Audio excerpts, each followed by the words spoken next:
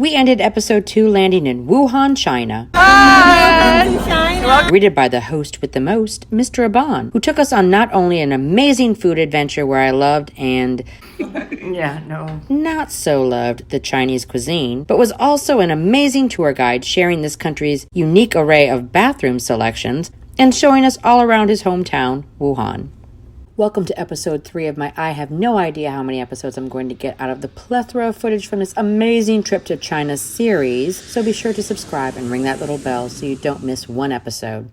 The first time I stepped out of the airport and into the light, that's when I realized I was truly not in Kansas anymore. I honestly felt like I was on a different planet. The smog is unreal, a completely different atmosphere. But then I noticed their parking garages are like nothing I've ever seen in my entire life. Shiny, bright, and immaculate. Very glamorous, actually. I sat in the passenger seat of the car trying to take it all in as Mr. Aban drove us back into town to grab lunch and then back to our hotel. I didn't understand a word spoken around me, nor written on a sign or a billboard. Certain roads have lines keeping cars separated in lanes where others had nothing, and people just honked their way around, dodging each other with some mystical, misguided flow of non-directed traffic, all with people just walking across the street or riding mopeds, and no one getting killed. Seriously. And speaking of mopeds, they are everywhere here, wearing special moped jackets and umbrella tops. And I'm not talking about for the people, I'm talking about for the mopeds themselves. My first food adventure in China was one that would set the tone for every meal thereafter. Apparently, I am a typical American who lacks quality chopstick control, and I am found quite entertaining to the locals. Okay, are you ready? You gotta record him doing it because it's so funny, this little giggle. Food was amazing, though, from the Chinese vegetables to the egg, or what I lovingly call snot, and the pork. It was all delicious. So here's where I have to ask. I have enough footage to create an entire episode just on all of the amazing food that we ate. Let me know in the comments below if that is something you would like me to put together, because I definitely have enough. Also, I'm still trying to learn Thai, but this time while in China.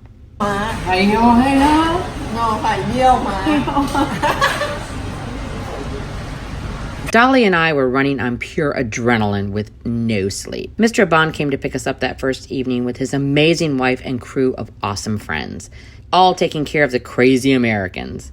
I ate crawfish like I have never eaten in the States, and I'm not just talking about with plastic gloves on my hands. This stuff was awesome. I inspired more laughs as I tried to eat noodles with chopsticks. They got me a spoon. And apparently I was eating the little pea pod things wrong. I had no idea you weren't supposed to eat the whole thing. I'm assuming my visit to the bathroom is going to be less than pleasant. But now I know how to hold them with my chopsticks and pop out the peas in my mouth. I am totally bringing home this new skill with me to the States because I rocked it. By the time we got back to the hotel to check in, we were dragging butt and ready to crash, dreading the fact that we were being picked up the next morning for our first adventure at the butt crack of dawn, 8 a.m. I'm tired. Let's go to bed. Morning's light, we finally got to check out our surroundings. Something I found interesting enough to note, they all keep their windows open. Really, really weird to let all that smog into buildings, because the whiff of acid rain in the morning is definitely a shock to the system. Yeah. Bright and early, we were back on the road for our first real adventure in Wuhan. It felt like we were in the car forever. And while I tried to take in all of the amazing sights, there were two things that kept distracting me. One, the Chinese version of Siri never seems to shut up. 前方1.1公里，请在道路尽头右转，进入沿江大道。前方红绿灯路口直行，走中间两车道。And two, who the hell allows 1,491 text messages to go unread? It was totally making my skin crawl. After a quick stop to some government agency that I have no idea what it really is, because nobody speaks English and no one was actually there but the employees, money was exchanged and we got travel documents for the dogs. That's all I know. After all the dog business was done, we headed over to Northwest Lake Park in Wuhan, giving us a perfect view from across the lake to Yellow Crane Tower. Thank God for Google Translate, because we had no idea what he was pointing out over the water at. Seriously. Around the lake we drove, giving me the opportunity to do a little internet research. Apparently, there are parts of this structure that was built in 223 AD. Before we arrived, though, we had to take a pit stop. I'm going to warn you that pit stops in China are a huge gamble. Our very first potty break the day before, which was conveniently not captured on film, included my first experience with the shock and surprise of opening the door to a hole in the floor for a toilet. Yes, a hole that you must squat over. I screamed, peed, and used a wet wipe as toilet paper. Today's toilet adventure?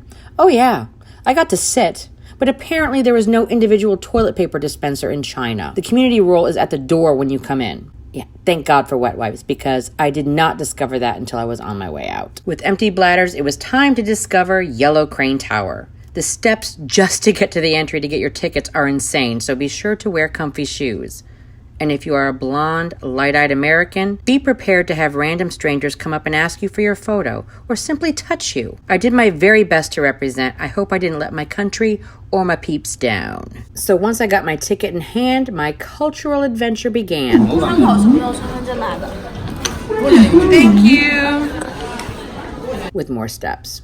And even more steps. Yep, more steps. But man, was it worth it.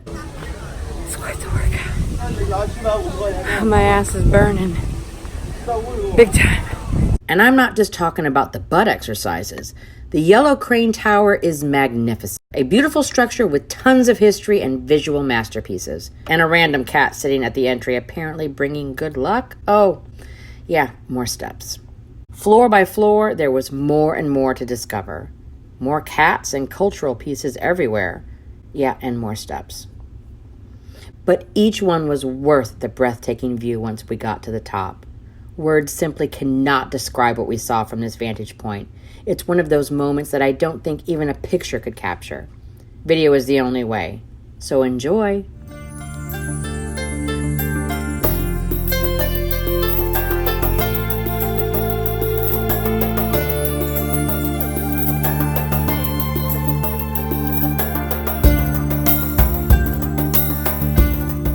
Okay, perhaps there is one other way to describe it, and that would be through words. And if it wasn't for Google Translate, again, we would have no idea what any of this stuff was. Like the Millennium Bell that's right behind the Yellow Crane Tower. For a small fee, you can ring the bell, which definitely can be heard throughout the entire park. Of course, Dolly had to partake because, well, it's Dolly.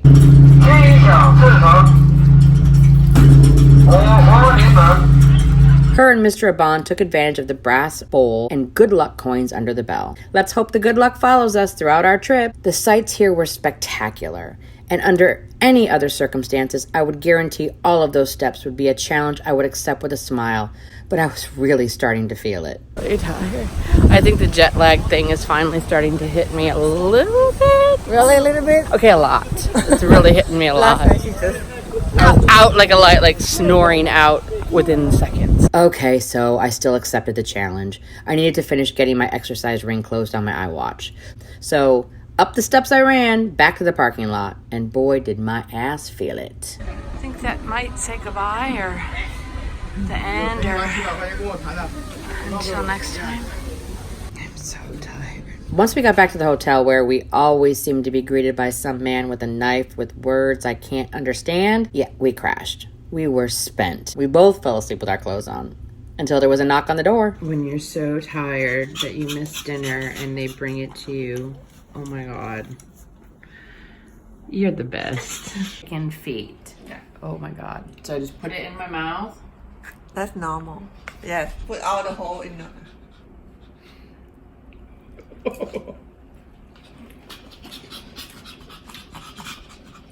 Now split the bone out. Eat the skin. And you can hold like that. You not like it? No. After we finished our specially delivered dinner, we crawled back into bed to get ready for our final day in Wuhan. But guess what? We're going to be on our own tomorrow.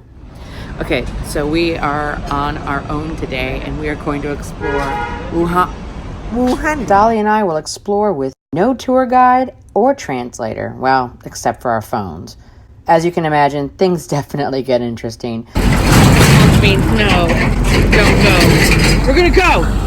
We're gonna go. But I guess you'll have to wait until next week to see what happens. Until then, thank you, Mr. Bond. What an awesome adventure.